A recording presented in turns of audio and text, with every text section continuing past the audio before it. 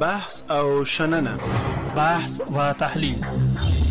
پر روانو موضوعاتو خبري د بحث او شننې په خبرونه کې تحلیل موضوعات روز در برنامه بحث و تحلیل. د سعودي عربستان د بهرنیو چارو وزیر شهزاده فیصل بن فرحان وایي چې غزه کې د سمدستي اوربند او د بشري مرستو رسولو لپاره د نړیوال فشار راوړلو په موخه د اسلامي عربي هیوادونو د بهرنیو چارو وزیرانو پلاوی چین ته سفر کوي. د افغانستان ملي راډیو درنو اوریدونکو، وخت مو بخیر، هیله یم چې جوړ او روغ اوسئ. زه رفیع الله ریحان یم او تاسو دم ګړی د بحث او چنې خپرونې ته غوږ یاست. نن پر همدغه موضوع باندې بحث لرو چې پر غزه کې به اوربند وشي کنه. د عربي هیوادونو د بهرنیو چارو وزیرانو دغه سفر به څه لاسته راوړنې ولري او چین د دغه سفر یا د دغه ناستې کوربه ولې دی. پر همدغه موضوع باندې ځانګړی بحث لرو چې د بحث لپاره را سره د نړیوالو اړیکو کارپو محترم شمس الرحمن احمدزی په سټوډیو کې میلمه دی. تاسو زموږ خپرونه تر اخرنیو شیبو را سره واورئ. احمدزی صاحب، تاسو ته ښه راغلاست، کور ودان چې وخت مو راکړی او خپرونه کې را سره یاستئ. د عربي او اسلامي هیوادونو د بهرنیو چارو وزیران چین ته سفر کوي او هلته په غزه کې د سمدستي اوربند په تړاو باندې خبرې کوي. څومره مهمه دی دغه سفر؟ لومړی ریحان صاحب، تاسو ته او ستاسو قدرمنو تخنیکي همکارانو ته همداراز د ملي راډیو ټولو قدرمنو اورېدونکو ته سلامونه، احترامات. ګورئ، موږ او تاسو که فکر وکړو د دغسې سفرونو یا د دغسې ناستو د غزې په تړاو باندې یا نورو اسلامي هیوادونو لپاره دا اوس په کار نه و، دا باید د دې نه یو میاشت مخکې، 2 میاشتې مخکې دغه سفر شوی وی او نه یوازې د چین په کوربه‌توب باندې د ټولو هغه زبرځواکي هیوادونه چې دوی سره باید ناسته شوې وای چې د غزې دغه کم د اسرائیلو ظلم یا زیاتی چې په دوی باندې کېږي باید د دې مخنیوی شوی او دغه مخه ډب شوی وای. نو که اوس هغسې یو حالت وای، هېڅکله به په غزه کې دومره د غزې هغه کم اوسېدونکي چې دوی ته به نه تلفات رسېدل او نه به دوی کې شهیدان زیاتېدل، نه به یې زخمیان زیاتېدل، نه به ویجاړیانې زیاتې کې، هم په مالی او هم په ځاني برخه کې ډېر زیات تلفات ورسېده. په فلسطین کې د غزې تړانګې دغه کمه ساحه چې ده، نو د دې د مخنیوي لپاره د نړیوالو نه زموږ غوښتنه دا وه چې د دغسې سفرونو یا د دغسې ناستو لپاره د دې نه مخکې باید ډېر زیات کار شوی وی،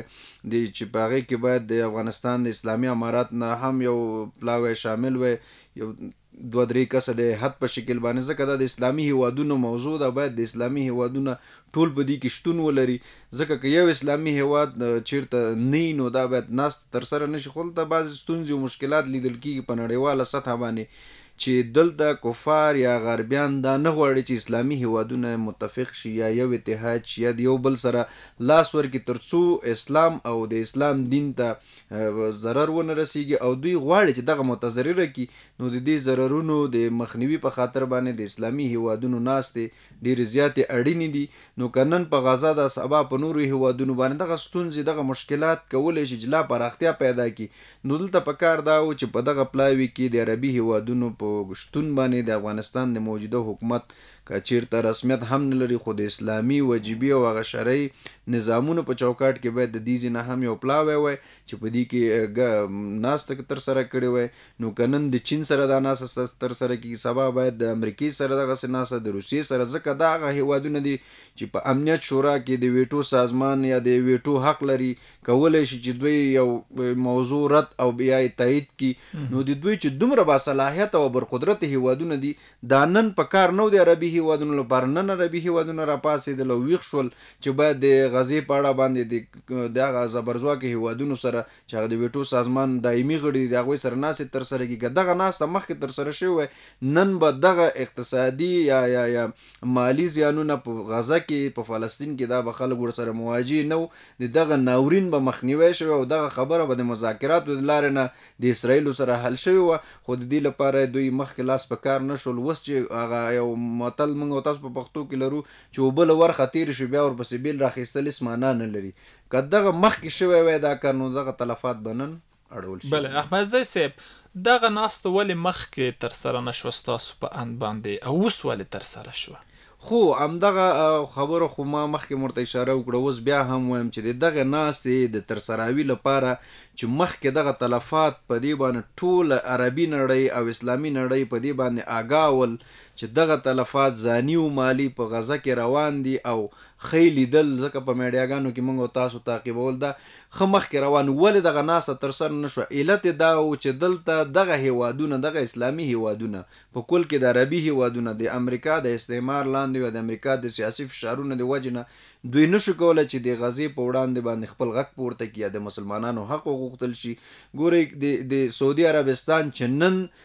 ولیعهد یا هغه د وخت خلیفه دا پاڅېږي او د غزې په اړه باندې یو ناسته کوي د چین سره، دغه به مخته دا کار کړی خو هلته دوی د امریکا سره ناستې کې ولاړې کولې او په تر ډېره پورې ډېر راپورونه داسې خپاره کېدل چې ګواکې سعودي عربستان د غزې په مسله کې د اسرائیلو دغه کړی چې دا یو حق ده او دا باید دوی ته ورکړل شي. تر ډېره پورې که دروغ و رښتیا خو دغسې یو موضوعات یا دغسې گزارشونه موږ مخې ته راتلل،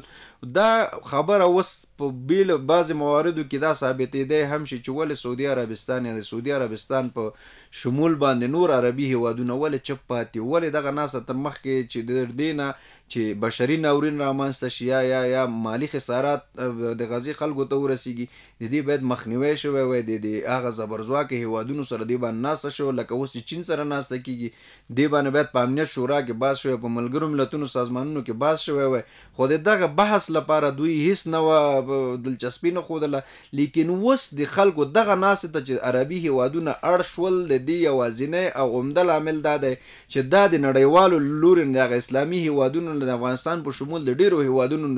د اتباعو او د حکومتونو د خوا نه دا د فشار لاندې راغله او په دوی پسې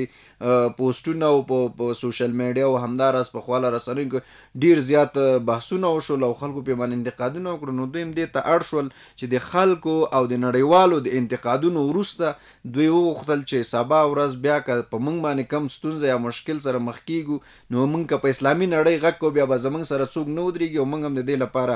دا کار یې په دې وکړو چې اوس لپاره ناسته ترسره کړه، ځان یې د هغه ملامت ځای نه وویسته چې په کار مخکې و، خو اوس دوی هم سر وخت ده چې د دې فاجعې مخه ونیول چې اوربند وشي. بله قدرمن احمدزی صاحب،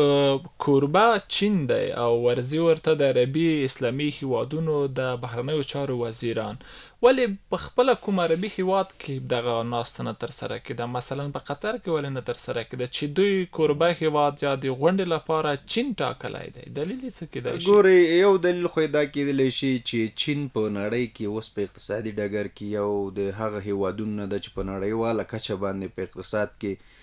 دویم مقام لري. په کل کې که فکر وکړو لومړی مقام لري، خو هلته امریکا د ځینې فشارونو یا د ځان د غټ حسابولو په خاطر باندې چین له خپل ځان نه داسې کړی ده لکه فعلا د چین اقتصاد دویم اعلان کړی په نړۍ کې چې چین په نړیواله کچه باندې لومړی خو یې دا ده چې په اقتصادي ډګر کې د چین سره دوی کېدای شي چې په دې ناسته کې څه موضوعات بیان کړي چې کولی شي د اقتصادي پلوه د غزې د ځپل شوي خلکو لپاره، د بې ځای شوي خلکو لپاره دوی په اقتصادي برخه کې لومړی دا چې کم کومک ورسره کولی شو دا به. دویم دا چې چین سره دوی ځکه ناسته وکړه چې هیڅ یو اسلامي هیواد تر اوسه پورې د امنیت شورا دایمي غړی نه ده، بلکې د ملګرو ملتونو سازمان غړي دي یا موقتي غړي د امنیت شورا دي، خو لیکن دومره صلاحیت نه لري لکه هغه دایمي غړي چې لري چې هغه کې روسیه ده، چین ده، امریکا ده، فرانسه ده، څو هیوادونه په شمول 15 هیوادونه دي چې د ویټو سازمان دایمي غړي دي. نو دلته دوی وغوښتل چې دغسې یو هیواد سره چې هغه چین دی چې یو زبرځواکه هیواد ده د دې سره ناسته ترسره کړي تر څو د دوی غږ په سمه توګه باندې تر هغه نړیوالو سټیجونو پورې ورسېږي چې دې ته یو حل لار پیدا کړي. که عربي هیوادونو سره ناسته ترسره شوې، د عربي هیوادونو خبرې نسبت د چین او امریکا او روسیې او د دې هیوادونو خبرو ته ډېر زیات فرق کوي. د دوی خبره تاثیر گذاره ده او د هغه د نورو هیوادونو خبره ته دومره خاص په نړیوالو سازمانونو کې هغه کومه چې ورته اړتیا لیدل کېږي هغه عمره اهمیت نه ورکول کېږي. بله که راشو د نړیوالو سازمانونو خبره وکړو، د اسلامي همکاریو نړیوال سازمان هم یو اعلامیه خپره کړې وه، د ملګرو ملتونو سازمان هم اعلامیه خپره کړې وه چې پر غزه تړانګه ښار کې د بریدونه ودرول شي. دغه بریدونه لا هم نه دي درول شوي او دوام ورکوي اسرائیل. څه فکر کوئ اسرائیل په کوم اند باندې تر اوسه پورې خپلو بریدونو ته دوام ورکړی؟ ولې د ملګرو ملتونو د نړیوالو سازمانونو خبرې نه اوري، د هغوی اعلامیې نه اوري؟ دغه یو خبره به مخکې ما یو بل چیرته د خپرونه کې یادونه وکړه، په ټوله نړۍ کې امریکا یو اور لګولی. دغه اور لګول مطلب دا دی که یو وخت کې یو لنډه غوندې قصه ده، وی لیوه پسه د پسه خوراک ته چل جوړ کړی و، پسه لاندې اوبه څکلې و، لیوه به راسکلې، خو دغه پلمه یې ورته غوښتله چې مثال تا اوبه خړې کړې ماته،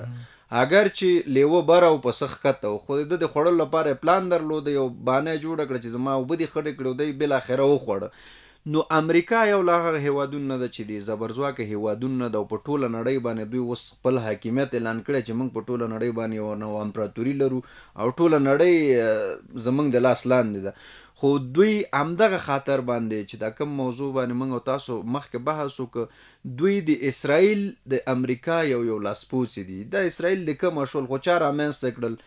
د همدې امریکا له خوا نه ایجاد شوي دي، ځکه دا کسل وی امریکا چې زه دې سره هېڅ کم نه تړاو نه لرم. که په لومړیو کې موږ تاسو په دې باندې فکر وکړو، کله چې اسرائیلو په غزا په تړانګه باندې خپل عملیاتو ته یا خپلو بریدونو ته ادامه ورکړه، لومړی همدا امریکا خپله څو میلیارده ډالر د ملاتړ په خاطر باندې د اسرائیلو سره اعلان ونه کړ. که چېرته امریکا غوښتل چې سوله راولي، نو دا به نه بحث کېده چې دوی به د اسرائیلو لپاره دغسې یو ملاتړ کوي چې دوی په نړیواله کچه باندې په غزه باندې حمله وکړي، او د غزې تړانګه کې هغه د کوم میشت خلک چې دوی ته ستونزې راولاړې کړي. نو دلته د ملګرو ملتونو سازمان هم ولې چپ پاتې؟ ملګرو ملتونو سازمان د چا د خوا نه ایجاد شوی؟ که چیرته د اسلامي هیوادونو له خوا نه ایجاد شوی، نن موږ دا په ډاډ سره ویلی شو چې مثال په د ملګرو ملتونو سازمان چپ پاتې، خو ملګرو ملتونو سازمان د کفارو د غربیانو له خوا نه ایجاد شوی، او هغوی هیڅکله نه غواړي چې اسلامي نړۍ یا اسلام یا قرآن یا د اسلام چې کوم عنعنات دي هغه دې په مخ لاړ شي. دوی خو خپل هغه دیموکراسي چې دوی کومه غوښتله، یا دوی چې هغه خپل کوم یو غربي او کاذب سیاست غوښته، هغه په لاره باندې واچو، غوښتلې چې اسلام کمزوری کړي. خو الحمدلله په اسلام کې تر ورځ د قیامته پورې هیڅ داسې یو مسلمان به پیدا نه شي چې هغه د خپل دین نه سر قربان نه کړي، هغه د خپل رب نه سر قربان نه کړي. نو ګورې دا د غزې تړانګې چې کوم اوسېدونکي دي د اسلام لپاره خپل ځانونه قربان کړي، خپل کورنۍ قربان کړي، د خپلو خلکو لپاره داسې یو کړنې ترسره کړي چې تر اوسه پورې په هیڅ داسې اسلامي هیواد کې څوک راپورته نه شول چې د دوی ملاتړ یې نه یې کړی. ګوره که چېرته د اسلام او د قرآن خبره کېږي، نو دا نه یوازې چې د اسرائیلو پورې د فلسطینو پورې مربوط ده، دا د ټولې نړۍ پورې اړه لري، ځکه رب زموږ ټولو یو ده، قرآن هم یو ده، پیغمبر هم یو ده، هر سم سره شریک دي په اسلامي نگاه باندې. د قرآني آیاتو په مطابق باندې مسلمانان ټول سره ورونه دي، او د بل سره د قرآن دی. نو دلته چې د ورونو موضوع رامنځته شو، باید دا نه چې ته فلسطینی، ته سعودی، ته افغانی، ته مثال دی مختلف هیوادونه په تفرقه باندې ونه ویل شي، یعنې تقسیم نشي اسلامي هیوادونه. دلته په کار د اسلامي هیوادونو لپاره دا ده چې د ملګرو ملتونو سازمان سره دوی که چېرته غړي دي، باید هلته ډیره زیاته توجه په دې باندې وکړي چې د اسلام هغه کم کلتوري او عنعنوي رواجونه او رسمونه چې دي په اسلام کې، چې هغې ته موږ درناوی لرو، چې بیت المقدس او همداراز نور ډیر زیات داسې مقدسات دي چې هغې ته د ټول مسلمانانو احترام لري او درناوی لري، باید دوی په هغه ملګرو ملتونو سازمان کې همداراز د امنیت شورا کې په دې باندې یادونه وکړي چې د دغسې اسلامي عنعناتو مخنیوی وشي. ګورې په هغه وخت کې د نن نه 1400 کاله مخکې د نبي علیه صلات وسلام مبارک په دور کې د مدینې یو میثاق لاسلیک شو، چې په هغې میثاق کې نبي علیه صلات وسلام مبارک یو د ټول نه دا مهمه ماده چې هلته یې په قانون کې، چې زما په هغه ګمان باندې چې غلط نشم خدای مکړه 9 مادې دي که 10 مادې دي، په دې کې یوه ماده دا وه چې د نبی علیه صلات وسلام صحابه کرامو ته ویلي چې هیڅ څوک د چا دین سره کار نه لري. په دې کې سوله وشوه د کفارو سره، لیکن هر سړی به خپل ژوند کې په یو سمت، یو چم، یو گاونډ کې اوسېدل، خو اعلان یې وکړ، یو ماده یې پاس کړه چې باید هیڅ څوک د چا دین ته ضرر ونه رسوي، او ټول د خپلو دین نه سرپرستي وکړي، د خپل دین پیروان اوسېږي، او هیڅ چا باندې څوک زور نشي کولی چې په زوره پې باندې اسلام قبول کړي، څوک پې باندې کفر قبول کړي. بله ترې نه دا غوښتنه وکړه د کفارو نه چې په هغه وخت کې چې موږ که چېرته جهاد ته ځو، نو تاسو به زموږ مالي ملاتړ کوئ. دا اصول ول. نو اوس هم زه د اسلامي هیوادونو دا غوښتنه کوم چې هغه د نبی علیه صلات وسلام دور ته لاړ شي، که د هغې مادو نه یوه ماده عملي شي، ځکه موږ حق لرو په دې ټولنه کې نیمه نړۍ اسلامي نړۍ ده، هم دا اوس چې تقریبا 52 هیوادونه دي، نو که دا چیرته په خپلو کې یو شي او د دغه لارې نه منګه لاس په لاس شو، نو کولی شو چې د دغسې فاجعو په راتلونکي کې مخنیوی وشي. ځکه نن که په غزه د سبا په نورو هیوادونو د سبا په نورو د ځکه کفار تل کوشش کوي چې اسلامي مقدسات متضرره کړي، نو د دې د مخنیوي په خاطر باندې د اسلامي هیوادونو تفاهم او همغږۍ ته ضرورت ده، چې ډېر اړین ضرورت ورته لیدل کېږي. چې دې کې هم ګورئ موږ تاسو تر یو حده پورې که فکر وکړو د امریکا او هغه کوم شرارتي هیوادونه چې دي د هغوی په شمول باندې په اسلامي هیوادونو کې هم یو تفرقه اچولې، د پاکستان له افغانستانه جلا کړی ده، هم په ژبني تعصبات یې اچولي، هم مثال په سیاسي برخه کې په هره برخه کې یو د بل سره اچولي چې دوی خپل منځ کې جوړ نشي. همداراز د ازبکستان سره په بله موضوع باندې، همداراز د ایران سره، یعنی په مختلفو برخو کې دغه اسلامي هیوادونه یو بل ته نه پرېږدي چې لاس ورکړي، چې دوی که چېرته یو کېږي نو دا د ټول نړۍ لپاره کولی شي چې کفارو ته یو ډېر غټ خطر مواجه کړي. او انشاءالله چې دا ورځ به هم راتلونکي اسلامي هیوادونه هم اوس په دې باندې پوه شوي چې اسلام، او ګورئ که موږ تاسو فکر وکړو د موږ د موجوده حکومت د اسلامي امارات لخوا نه هم ډېر کلک وغندل شو د غزې عملیات، کوم دغه چې په غزه باندې حملې کېدلې د هغې باندې ډېر کلک فشارونه را په نړیوالو باندې چې باید د دې مخه ونیسي. د فلسطین نه دغه ملاتړ اعلان شو د ایران د خوا نه، همداراز د لبنان، اندونیزیا او مختلفو اسلامي هیوادونو له لورې د فلسطین د مجاهدینو نه ملاتړ اعلان شو. نو دلته که چیرته د اسلامي نړۍ یو کېږي نو دې نه به کفار په همدې باندې ډارېږي، په همدې باندې یېرېږي، که چیرته دوی یو کېږي دا به موږ ته ډېر غټ خنډونه جوړ کړي په راتلونکي کې. ځکه موږ او تاسو الحمدلله مسلمانان چې یو د بل سره داسې یو سیسټم باندې کار کوو چې زمونږ یوه ناره د الله اکبر ده، چې وشي یو مسلمان هم د دې نارې په مقابل کې بیا خپل احساسات نشي کنټرولولی. بله احمد زیسي پوښتنې زښته زیاتې دي، دوه پوښتنې خو همدا اوس تاسو په خبرو کې ماته پیدا شو، یو د ملګرو ملتونو په تړاو، یوه هم د امریکا په تړاو باندې. لومړی غواړم د امریکا په تړاو وپوښتم، امریکا ولې په داسې حال کې چې یو جنګ ګټلی نه و، په یو جنګ کې ماته وخوړه، په افغانستان کې له ماتو سره مخ شو، د هغې نه وروسته دوی وغوښتل چې په روسیې او د اوکراین ترمنځ شخړه کې ځان ښکیل کړي. اوکراین لا هم په جګړه کې ښکیل دی، هغه جګړه لا ګټل شوې هم نه ده، دوی راغلل اسرائیلو کې جګړه روانه کړه او د اسرائیلو ملاتړ یې وکړ. ولې غواړي چې یو جنګ ګټلی نه وي په بل جنګ کې ځان ښکیل کړي؟ ګورئ ریحان صاحب، زه به یو خبره درته وکړم، په ټوله نړۍ کې دا معمول دی، خصوصا هغه برقدرت یا زبرځواکه هیوادونه چې دي لکه امریکا په دغه د افغانستان په شمول باندې په دا کومو هیوادونو کې کومې جګړې په لار اچولي او یا د ځپلو لپاره کوششونه کوي، دوی هغه خپل اقتصادي اړخ ته نظر کړی ده. ځکه دوی د اسلامي دوی په تل باندې د بخښنې نړیوال سازمان او که بشر نړیوال د حقوقو سازمان د هغوی تل مدام دا وایي چې د بشر پر وړاندې باندې ستونزې جوړېږي، افغانستان د ډېر زیات ګوته نیسي. همداراز په نورو هیوادونو کې دوی دا خبره کوي چې د بشر پر ضد جرایم ترسره کېږي. نو د بشر ضد جرایم خو تاسو ترسره کوئ، په افغانستان کې هم په دې 20 کلونو کې څومره جرایم ترسره کړل، د خلکو په کورونو باندې ورغلی، د خلکو ناموس او د خلکو عزت او ابرو باندې حملې وکړي. که چیرته تاسو د بشر قانون عملي کوو او په بشر باندې د ظلم مخنیوی کوو، نو تاسو باید دغه کړنې نه وي ترسره کړي. خو دلته سیاسي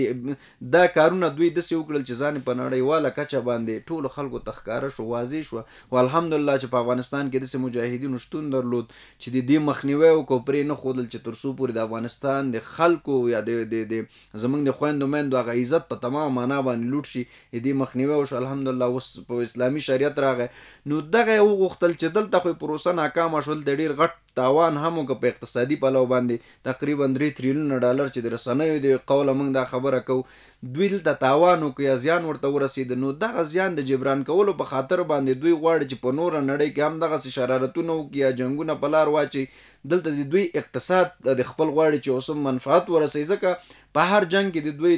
مرمۍ، وسله او مختلف نوع تجهیزات چې په جنګ کې ترنه استفاده کېږي دوی په مصرف باندې رسوي، په دې باندې پیسې اخلي. چې مثال د دوی هغه روزمره کم فروشات چې کېږي، د ناټو سازمان دوی ولې جوړ کړو، خو د ناټو په سازمان کې دوی غړیتوب لرو، د خپله وسله او خپل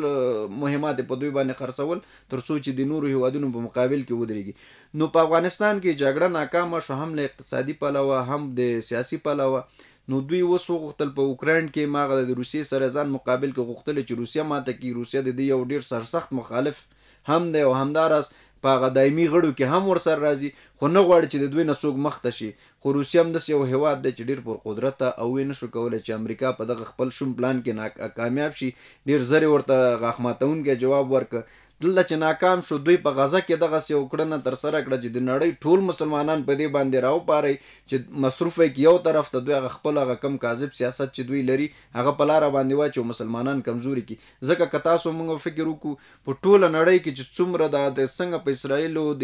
اسرائیلو د فلسطین باندې خپلې حملې شروع کړي، ټوله اسلامي نړۍ راپاسېده په امریکا باندې نیوکې وکړې او دغه عمل یې وغنده. خصوصا ټولو دا وویل، مستقیما ویل چې امریکا په دې کې مداخله کړې ده او د اسرائیل هم ټول کارونه چې د امریکا په خوښه باندې ترسره کیږي. نو امریکا ولې دغه ما درته ویل چې دوی هغه خپل اقتصادي او سیاسي پلوه غواړي چې د اسلامي هیوادونو کې اسلام کمزوری کړي، چې الحمدلله په دې به هېڅکله کامیاب نشي، او همداراز غواړي چې خپل اقتصاد پیاوړی کړي. په جنګونو کې د دوی ډېره ګټه ده چې خپل تجهیزات په مصرف. بله احمدزی صاحب، د ملګرو ملتونو په تړاو مې هم غوښتل مخکې پوښتنه وکړم. د ملګرو ملتونو یوه موخه دا ده چې دوی په نړیواله سطحه باندې سوله راولي او د جګړې مخنیوی وکړي. څه فکر کوئ د ملګرو ملتونو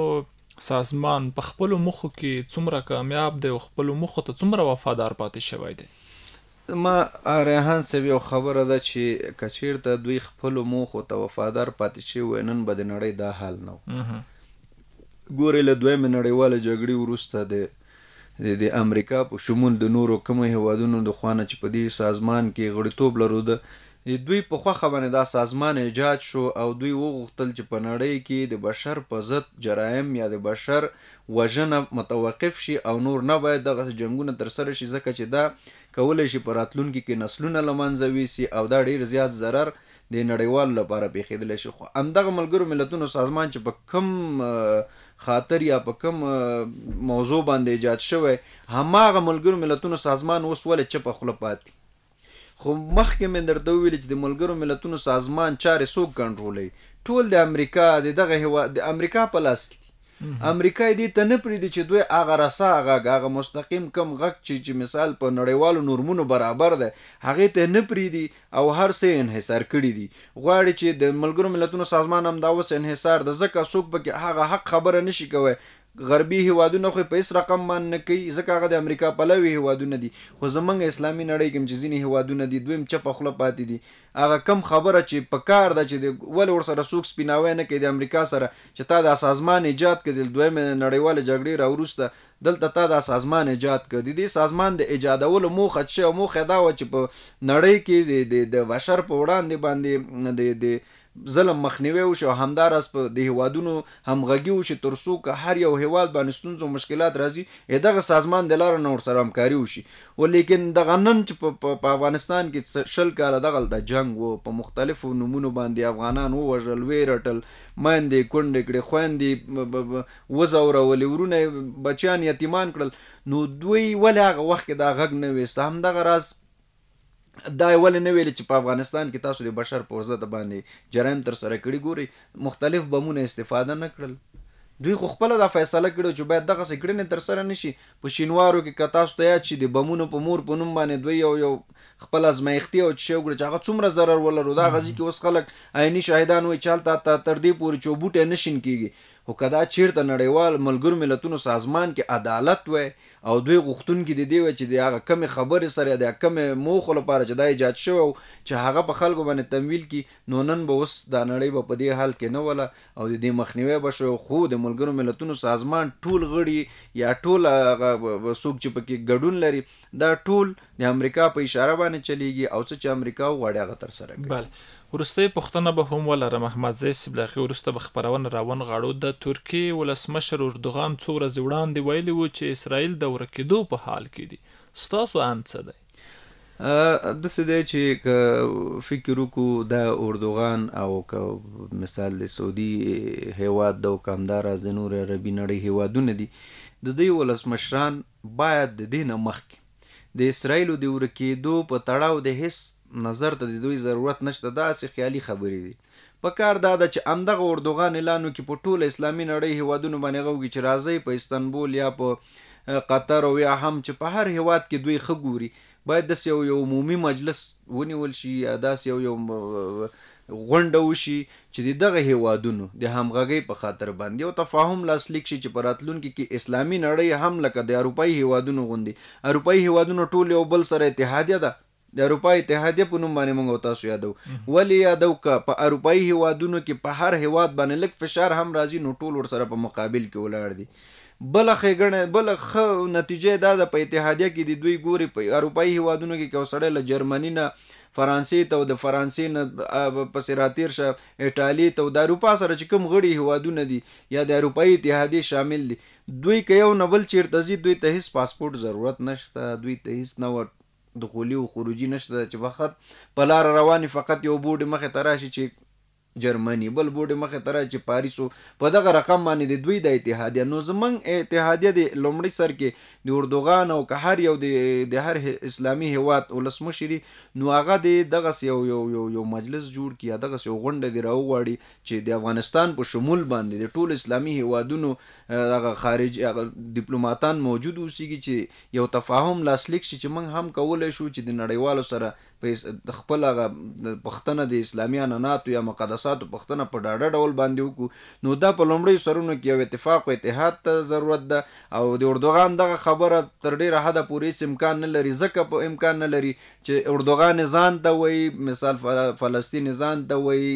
او پسې راتېر شه پاکستان و ایران ازبکستان و تاجکستان دا ټول هیوادونه خپل ګټې په نظر کې نیسي نو دلته لومړی دا پکار ده چې باید دغه هیوادونو ترمنځ یو تفاهم لاسلیک شي او دوی یو بل سره لاس ورکړي چې د کفارو په مقابل کې ودرېږي. زه زیاته مننه احمد زی صاحب برخه مو راسره واخیسته. د افغانستان د ملي راډیو درنو اورېدونکو د بحث او شنې خپرونه همدومره وه چې درته وړاندې شوه. تر بیا چې ستاسو په درانه حضور کې راځم په لویو بخښونکي خدای مو سپارم ښه وخت او ښې چارې.